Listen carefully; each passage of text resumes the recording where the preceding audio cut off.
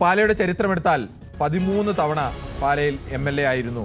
13 തവണ മത്സരിച്ചു ജയിച്ച ആളാണ് KM മാണി. പാലയ്ക്ക് ഒറ്റ വിലാസമേ ഉള്ളൂ, അത് KM മാണി എന്ന വിലാസമാണ്. അതായിരുന്നു കഴിഞ്ഞ കുറച്ചു കാലം മുമ്പ് വരെ, 7-8 വർഷം മുമ്പ് വരെ ആ ഒറ്റ വിലാസമല്ലാതെ മറ്റൊന്നും ഉണ്ടായിരുന്നില്ല. 1967 മുതൽ 2019 വരെ 13 തവണ തുടർച്ചയായി MLA ആയ ഒരാൾ. കേരള രാഷ്ട്രീയത്തിലും ദേശീയ രാഷ്ട്രീയത്തിലുമൊക്കെ ഇതൊരു റെക്കോർഡാണ്. ഒരാൾ ഒരേ മണ്ഡലത്തിൽ തന്നെ തുടർച്ചയായി മത്സരിക്കുന്നു, ആ മണ്ഡലത്തിലൊക്കെ വിജയിക്കുന്നു എന്നുള്ളത്. നമുക്ക് KM മാണിയുടെ പെട്ടെന്നൊന്ന് രാഷ്ട്രീയ ചരിത്രം പരിശോധിച്ചാൽ അദ്ദേഹത്തിൻ്റെ വിജയത്തിൻ്റെ ചരിത്രമാണ്. 1965 VT തോമസിനെ പരാജയപ്പെടുത്തുന്നു. NC ജോസഫിനെ 67, 70 MM ജേക്കബുമായി മത്സരിച്ചപ്പോൾ മാത്രമാണ് അദ്ദേഹത്തിൻ്റെ ഭൂരിപക്ഷം മുമ്പ് ഏറ്റവും കുറഞ്ഞിട്ടുള്ളത്. അത് 4566 മാത്രമായിരുന്നു. പിന്നീട് NC ജോസഫിനെ മത്സരിക്കുമ്പോൾ അത് 12000 ആകുന്നു. MM ജേക്കബ് രണ്ടാമത് മത്സരിക്കുമ്പോൾ KM മാണിയുടെ ഭൂരിപക്ഷം 10545 ആകുന്നു. J ചാക്കോ മത്സരിക്കുമ്പോൾ അത് 12610 ആകുന്നു. KS സെബാസ്റ്റ്യൻ മത്സരിക്കുമ്പോൾ 10545 ആകുന്നു.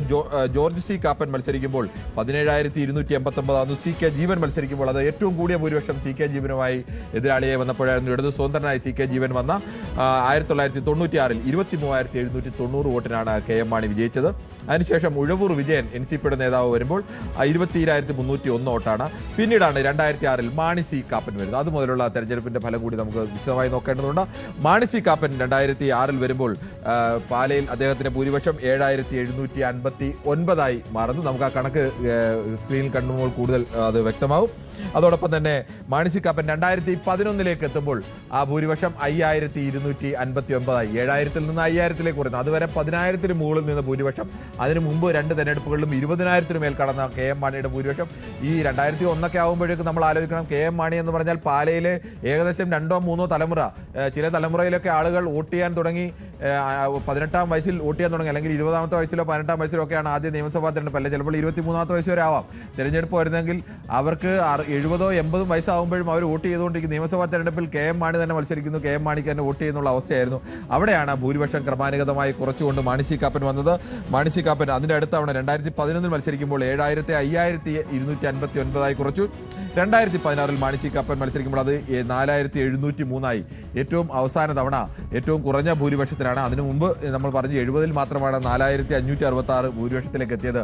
5000 താഴ്ന്ന ഭൂരിപക്ഷത്തിലാണ് കേരള രാഷ്ട്രീയത്തിലെ ഏറ്റവും വലിയ അധികായനായ പാലയുമായി ഇത്രയധികം രാഷ്ട്രീയ ബന്ധമുള്ള KM മാണി അവിടെ വിജയിക്കുന്നത്. പക്ഷേ അതിനുശേഷം അദ്ദേഹത്തിൻ്റെ മരണശേഷം നടന്ന ഉപതെരഞ്ഞെടുപ്പാണ്.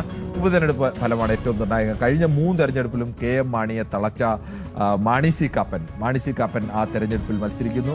ആ തെരഞ്ഞെടുപ്പിൽ ഒരു ഇന്ത്യൻ ദേശീയ രാഷ്ട്രീയ ചരിത്രം തന്നെ പരിശോധിച്ചു കഴിഞ്ഞാൽ ഏതെങ്കിലും ഒരു നേതാവ് തുടർച്ചയായി കൈകാര്യം ചെയ്തുകൊണ്ടിരുന്ന അല്ലെങ്കിൽ പ്രതിനിധീകരിച്ചുകൊണ്ടിരുന്ന മണ്ഡലം, ആ മണ്ഡലത്തിൽ അദ്ദേഹത്തിൻ്റെ മരണശേഷം ഒരു ഉപതെരഞ്ഞെടുപ്പ് നടന്നാൽ അവിടെ അദ്ദേഹത്തിൻ്റെ പാർട്ടി പരാജയപ്പെടുന്നത് അത്യപൂർവമാണ്. കേരളത്തിലെ മറ്റെവിടെ നോക്കിയാലും അങ്ങനെ ഉണ്ടായിട്ടില്ല. അവിടെയെല്ലാം വലിയ ഭൂരിപക്ഷത്തിലാണ്. ആ നേതാവിനുണ്ടായ ഭൂരിപക്ഷത്തിന് എത്രയോ ഇരട്ടി ഭൂരിപക്ഷത്തിന് ഒരു സഹതാപ തരംഗം കൂടി അവിടെ ഉണ്ടാവും. പക്ഷേ അവിടെ അങ്ങനെ ഒരു സഹതാപ തരംഗം ഉണ്ടായില്ല എന്ന് മാത്രമല്ല, അവിടെ പരാജയമാണ് സംഭവിച്ചത്. അവിടെ ആ തവണ വിജയിച്ചത് മാണി C കാപ്പനാണ്. അങ്ങനെ മാണി C കാപ്പൻ്റെ വിജയം ആദ്യമായി 2019 മാണി C കാപ്പൻ്റെ വിജയം അവിടെ ഉണ്ടാകുന്നു. മാണി C കാപ്പൻ്റെ കിട്ടിയ വോട്ടിൻ്റെ കണക്കുകൾ കൂടി നമുക്ക് ഒന്ന് കാണാൻ. 2019 ഉപതെരഞ്ഞെടുപ്പിൽ മാണി C കാപ്പന് മാണി C കാപ്പന് ലഭിക്കുന്നത് 54,137 വോട്ടാണ്. 54,137 വോട്ടിന് മാണി C കാപ്പൻ വിജയിക്കുന്നു. അപ്പോൾ യു ഡി എഫിൻ്റെ സ്ഥാനാർത്ഥി 51,197 അതിനകത്ത് 5 കാർഡിൽ അറിയാതെ വിട്ടുപോയതാണ്. N ഹരിക്ക് ലഭിക്കുന്നത് 18,044. NDAയുടെ സ്ഥാനാർത്ഥിക്ക് ലഭിക്കുന്ന വോട്ട്. നമുക്കിനി അത് അടുത്ത 2021 കണക്കുകൾ കൂടി നോക്കേണ്ടതുണ്ട്. 2021 കണക്കുകൾ എടുത്തു കഴിഞ്ഞാൽ 2021 വീണ്ടും മാണി C കാപ്പൻ വിജയം ആവർത്തിക്കുന്നു. 2021 പ്രത്യേകത, അവിടെ ജോസ് കെ മാണിയാണ് മത്സരിക്കുന്നത്. KM മാണി സ്വന്തം പിതാവ് 1/2 നൂറ്റാണ്ട് കാലം പ്രതിനിധീകരിച്ച ഒരു മണ്ഡലത്തിൽ മത്സരിക്കുന്നു. കേരളമാകെ ഇടതു തരംഗം വീശിയടിക്കുന്നു. ഇടതുമുന്നണി വലിയ മുന്നേറ്റവും വിജയമൊക്കെ ഉണ്ടാക്കുമ്പോൾ പാലയിൽ പക്ഷേ അതിനു മുമ്പ് LDF സ്ഥാനാർത്ഥിയായി മത്സരിച്ച മാണി C കാപ്പൻ അത്തവണ UDF സ്ഥാനാർത്ഥിയായി. ഇപ്പോൾ ഒരു തരത്തിൽ പറഞ്ഞാൽ മറുകണ്ഠം ചാടിയെന്ന് വേണമെങ്കിൽ പറയാം. പക്ഷേ ജോസ് കെ മാണി മറുകണ്ഠം ചാടിയപ്പോഴാണ് മാണി C കാപ്പൻ മറുകണ്ഠം ചാടിയത്. അവിടെ ജോസ് കെ മാണിക്ക് 54,426 വോട്ടേ ലഭിക്കുന്നുള്ളൂ. പ്രമീള ദേവിക്ക് 10,869 വോട്ട്. നേരത്തെ 18,000 കിട്ടിയ NDAയുടെ സ്ഥാനാർത്ഥിയുടെ വോട്ട് അവിടെ കുറയുന്നു. 15,378 വോട്ടിൻ്റെ ഭൂരിപക്ഷത്തോടു കൂടിയാണ് അവിടെ മാണി സി കാപ്പൻ കഴിഞ്ഞ തവണ വിജയിക്കുന്നത്. ഇനി നമുക്ക് ലോക്സഭയിലെ ഒരു പ്രകടനം കൂടി ഒന്ന് നോക്കേണ്ടതുണ്ട്. ലോക്സഭയിൽ കോട്ടയം ലോക്സഭയിൽ ഉൾപ്പെടുന്ന പാലയിൽ എങ്ങനെയായിരുന്നു ലോക്സഭയിൽ 2024 പ്രകടനം? അവിടെ തോമസ് ചാഴിക്കാടൻ LDFന്റെ സ്ഥാനാർത്ഥിയായി മത്സരിക്കുമ്പോൾ ജോസ് കെ മാണിയുടെ കേരള കോൺഗ്രസ് എമ്മിൽ നിന്നുള്ള 38,830 വോട്ട് ലഭിക്കുമ്പോൾ ഫ്രാൻസിസ് ജോർജ് UDF സ്ഥാനാർത്ഥിയായി മത്സരിക്കും. അതിന് മുമ്പിൽ തെരഞ്ഞെടുപ്പിൽ LDF സ്ഥാനാർത്ഥിയായി മത്സരിച്ച ഫ്രാൻസിസ് ജോർജ് UDF സ്ഥാനാർത്ഥിയായി മത്സരിക്കുമ്പോൾ 52,295 വോട്ടാണ് ലഭിക്കുന്നു. തുഷാർ വെള്ളാപ്പള്ളി NDA സ്ഥാനാർത്ഥിയായി മത്സരിച്ച് 20,000, ഏറ്റവും കൂടുതൽ വോട്ട് അവിടെ ലഭിച്ചത് തുഷാർ വെള്ളാപ്പള്ളിക്കാണ്. NDAയുടെ സ്ഥാനാർത്ഥിയായി മത്സരിക്കുമ്പോൾ ലഭിക്കും 20,500 വോട്ട്. 12,465 ഭൂരിപക്ഷമാണ് പാലാ നിയോജകമണ്ഡലത്തിൽ കോട്ടയം ലോക്സഭാ മണ്ഡലത്തിൽ ഉള്ളിൽ പാലാ നിയോജകമണ്ഡലത്തിൽ മാത്രം ഫ്രാൻസിസ് ജോർജിന് ലഭിച്ചത് എന്ന് ഓർക്കണം. ഇനി നമുക്ക് തദ്ദേശ തെരഞ്ഞെടുപ്പിൻ്റെ ഫലം കൂടി വേഗത്തിൽ ഒന്ന് ഓടിച്ചു നോക്കേണ്ടതുണ്ട്. തദ്ദേശ തെരഞ്ഞെടുപ്പിൽ പാലയിൽ ഒരു മുനിസിപ്പാലിറ്റിയാണുള്ളത്. ഒരു മുനിസിപ്പാലിറ്റിയിൽ ഭരണം UDFനായിരുന്നു.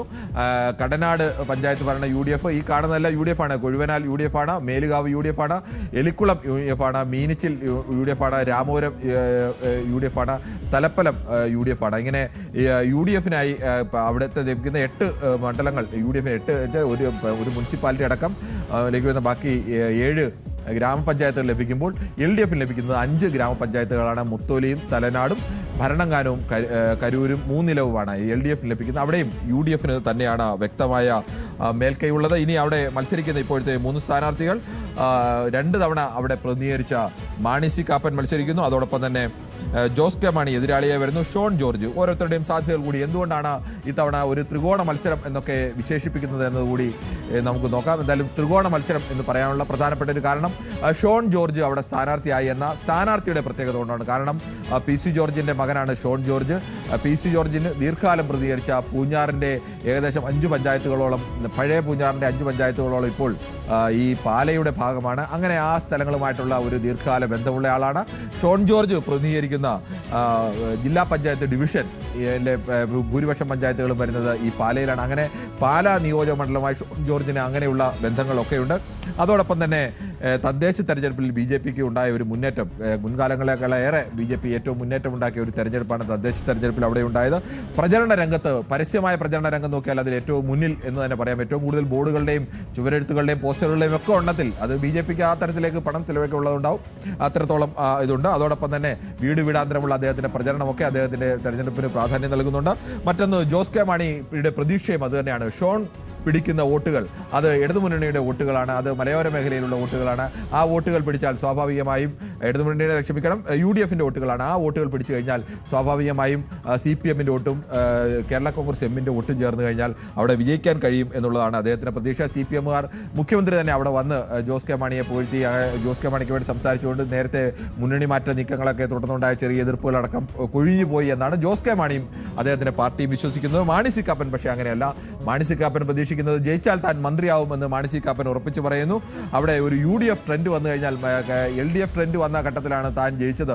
2 തവണയും LDF ട്രെൻഡ് ഉണ്ടായപ്പോൾ താൻ ജയിച്ചു. പിന്നെ UDF ട്രെൻഡ് വന്നാൽ തൻ്റെ ജയത്തെക്കുറിച്ച് ചോദിക്കണമെന്നാണ് മാണി സി കാപ്പൻ്റെ ചോദ്യം. അതോടൊപ്പം തന്നെ ഇലവീഴ പൂഞ്ചിറയിലേക്കും ഇല്ലിക്കൽ കുന്നിലേക്കുമൊക്കെ റോഡ് നിർമ്മിച്ച് കേരളത്തിൻ്റെ ടൂറിസ്റ്റ് ഭൂപടത്തിലേക്ക് ഈ സ്ഥലങ്ങളെയൊക്കെ അടയാളപ്പെടുത്തുകയും ആളുകൾ കൂട്ടത്തോടെ വരാനും ഒക്കെ തുടങ്ങിയത് അദ്ദേഹം വലിയ നേട്ടമായി തന്നെ അവതരിപ്പിക്കുന്നുണ്ട്. എന്തായാലും LDF ട്രെൻഡിനൊപ്പം നിൽക്കും എന്നുള്ള പ്രതീക്ഷയിലാണ്. 3 പേരും ഒരേപോലെ വിജയപ്രതീക്ഷയിലാണ് പാലയിൽ. എന്തായാലും പാലയുടെ ചിത്രം നമുക്ക് വിശദമായി തന്നെ കാണാം. കൂടുതൽ വാർത്തകൾക്ക് News 18 Keralam YouTube channel subscribe ചെയ്യുക.